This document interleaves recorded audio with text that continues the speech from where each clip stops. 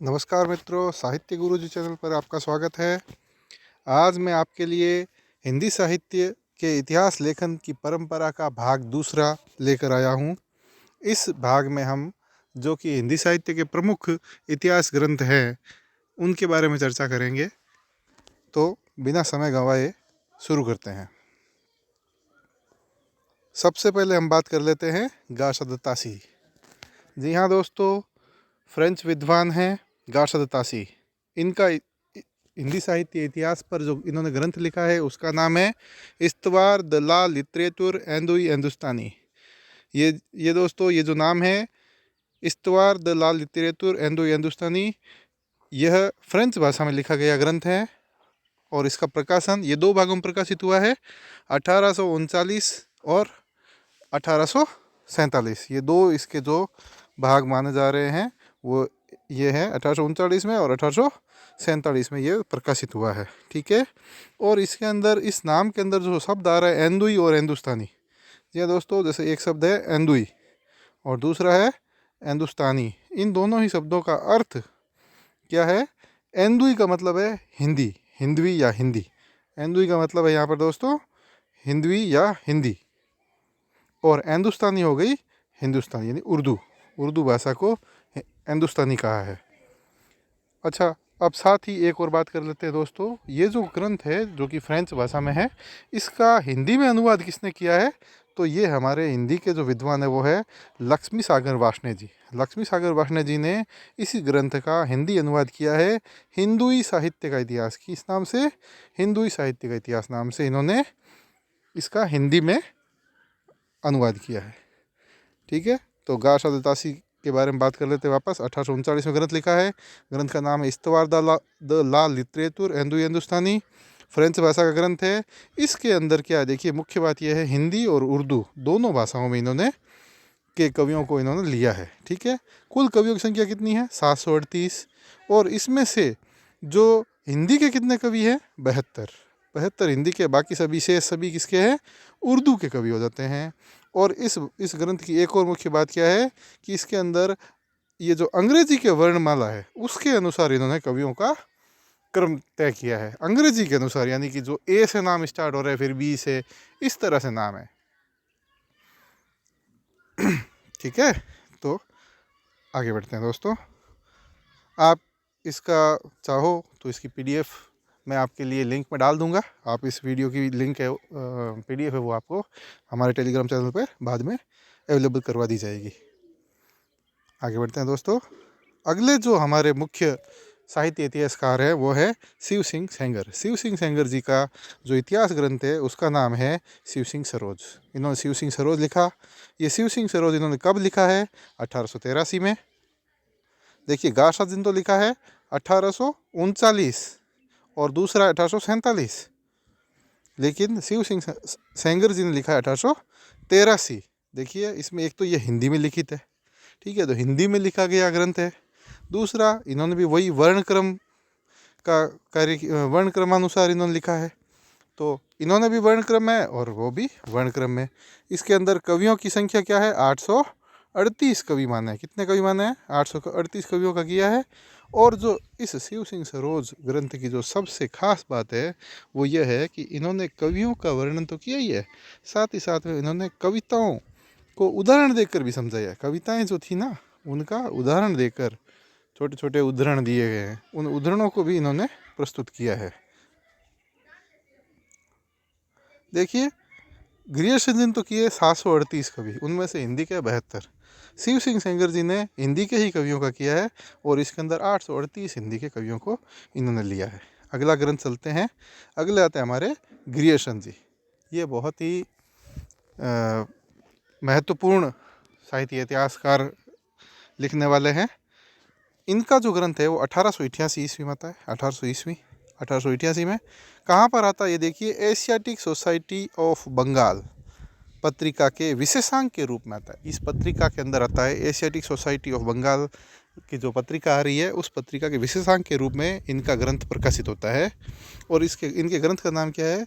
The modern vernacular literature of Hindustan. Modern vernacular literature of Hindustan इनके ग्रंथ का नाम है। सच्चे अर्थों में हिंदी साहित्य का पहला इतिहास इसी ग्रंथ को माना जाता है। The modern vernacular literature of Hindustan. इसके अंदर कवियों की संख्या इन्होंने ली है 952 कवि शामिल किए इन्होंने। और इस ग्रंथ का भी हिंदी अनुवाद किया है, किसने किया है? हमारे किशोरी लाल गुप्त जी ने किया है। किशोरी लाल गुप्त जी ने इस ग्रंथ का हिंदी अनुवाद किया है। किस नाम से किया है? हिंदी साहित्य का प्रथम इतिहास नाम से। किस नाम से किया है? हिंदी साहित्य का प्रथम इतिहास नाम से इन्होंने इसका हिंदी अनुवाद किया है। और ये सन 1957 सन है, उसके अंदर इन्होंने किशोरी लाल गुप्त जी ने ग्रियर्सन के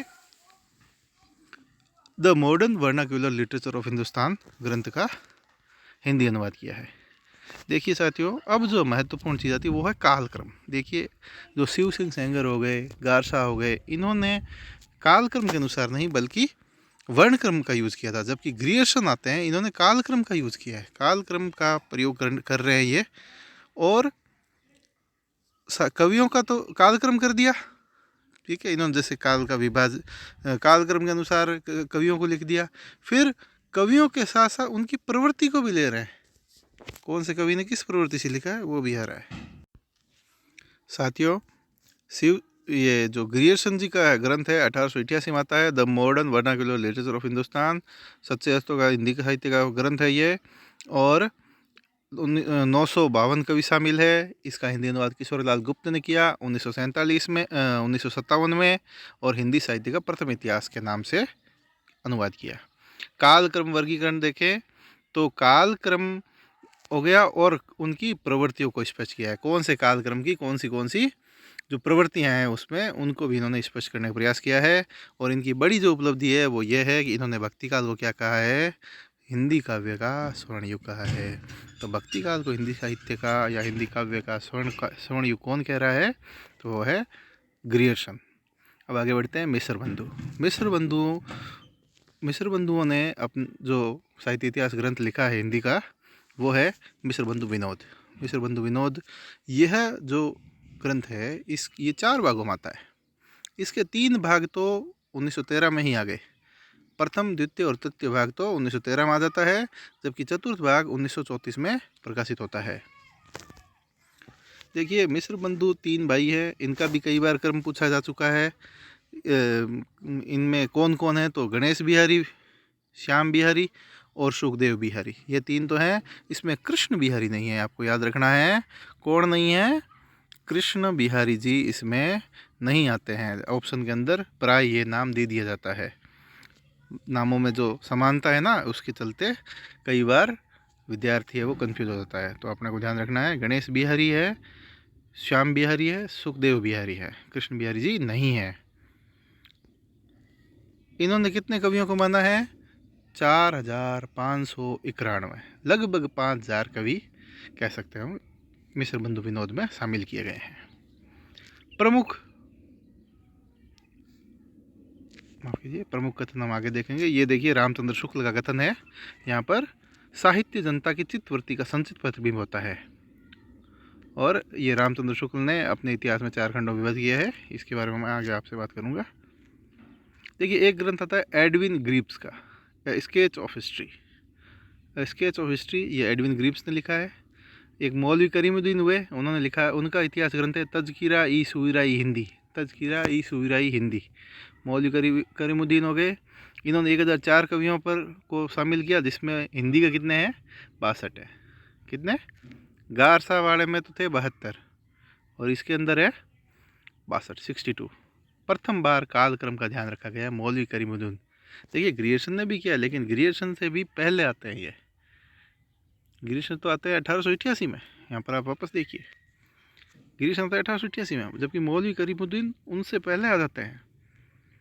तो अपने को ये बात ध्यान रखनी है। फिर आते हैं हजारी प्रसाद।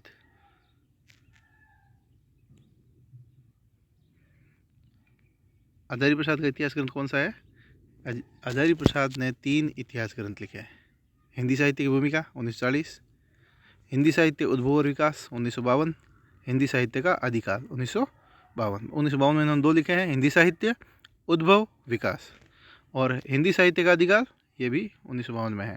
1940 में लिखा है हिंदी साहित्य की भूमिका, हजारी प्रसाद द्विवेदी जी का हो गया। डॉक्टर राम कुमार वर्मा ने कौन सा लिखा है? हिंदी साहित्य का आलोचनात्मक इतिहास। देखिए राम कुमार वर्मा बहुत ही बड़े विद्वान हैं, ये आलोचक हुए हैं। तो आलोचनात्मक इतिहास, इसे याद करने का आप ये तरीका याद रख लीजिए कि राम कुमार वर्मा ने क्या किया है? आलोचना करी है। किसकी करी है आलोचना? राम कुमार वर्मा जी ने, राम कुमार वर्मा जी ने आलोचना करी है। हिंदी साहित्य का आलोचना इतिहास लिखा है इन्होंने। कब लिखा है? 1938 में लिखते हैं ये, देखिए 1938 में लिखते हैं।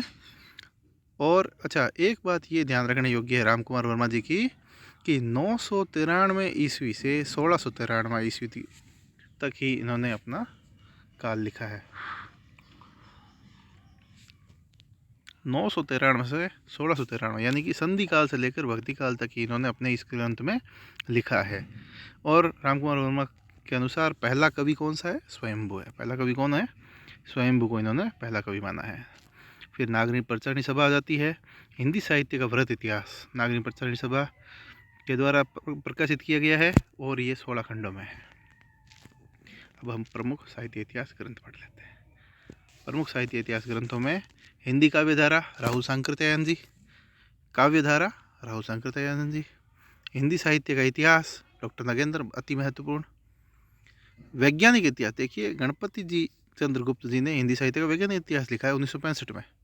जबकि हिंदी साहित्य का वैज्ञानिक प्रथम वैज्ञानिक इतिहास माना कौन सा जाता है? रामचंद्र शुक्ल वाला माना जाता है।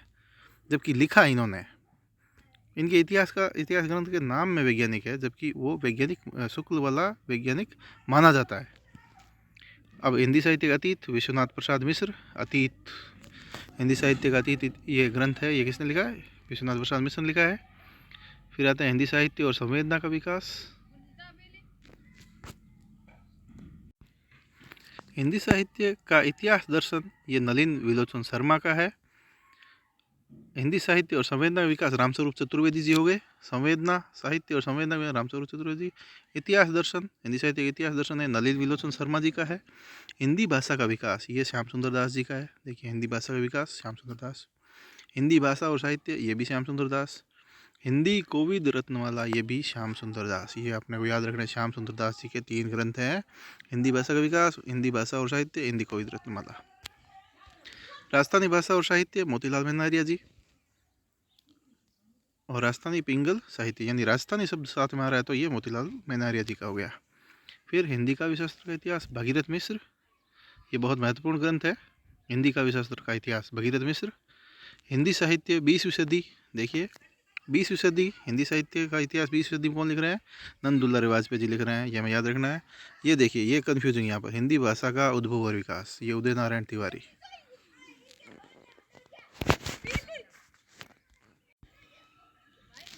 उदय नारायण तिवारी ये हो गए हिंदी भाषा का उद्भव और विकास उदय नारायण तिवारी। जो हजारी प्रसाद है वो है हिंदी साहित्य उद्भव और विकास है। फिर आते हैं हिंदी साहित्य विमर्श। विमर्श पद्मलाल पुन्नालाल बख्शी, हिंदी साहित्य विमर्श। कविता कौमुदी 1917 में रामनरेश त्रिपाठी जी की है, बहुत महत्वपूर्ण रचना है। भाषा काव्य संग्रह यह है महेश दत्त शुक्ल। भाषा काव्य संग्रह महेश दत्त शुक्ल। भाषा काव्य संग्रह महेश दत्त शुक्ल, ये भी बहुत महत्वपूर्ण रचना है। फिर कुछ अन्य महत्वपूर्ण और देख लेते हैं। ब्रज माधुरी सार वियोगी हरि। साहित्य हिंदी साहित्य का दूसरा इतिहास बच्चन सिंह, दूसरा बच्चा से याद रख सकते हैं। हिंदी साहित्य का आधा इतिहास यानी महिला आबादी को आधा कहा जाता है, तो आधा इतिहास सुमन राजे। और हिंदी साहित्य का मौखिक इतिहास नीलाभ। तो साथियों, थैंक्स फॉर वॉचिंग। आपको हमारा वीडियो कैसा लगा कमेंट करके ज़रूर बताएं। वीडियो पसंद आया हो तो एक लाइक करें। Please share and subscribe our channel. Thank you.